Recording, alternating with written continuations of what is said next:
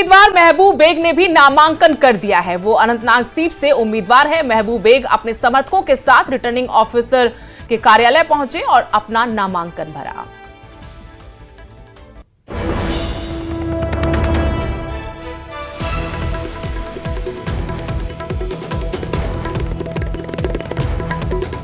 जम्मू कश्मीर में assembly elections को लेकर पहले मरहले के तहत आज कागजात नामजदगी दाखिल किए गए और अनंतनाग की अगर हम बात करेंगे यहाँ पर सबसे पहले पीडीपी के ऑर्गेनाइजेशन जनरल सेक्रेटरी जो कि अनंतनाग मेन के लिए कैंडिडेट भी है पार्टी के, उन्होंने यहाँ पर कागजात नामजदगी दाखिल किए और उन्होंने ये आज़म दोहराया कि पीडीपी की साख्त जो है वो काफ़ी मजबूत है और काफ़ी मजबूती और मुस्तहकमी के साथ वो मैदान में नजर आएंगे। अब आने वाले दिनों में ये देखना होगा कि कौन कौन से चेहरे सामने आते हैं और किन किन पार्टियों से वाबस्ता लोग जो है वो यहाँ पर फॉर्म भरेंगे और ये बावर किया जा रहा है कि जिस इंतखाबी जंग में एक अच्छा खासा मुकाबला जो है वो एक्सपेक्टेड है, वो मुतवक्के है।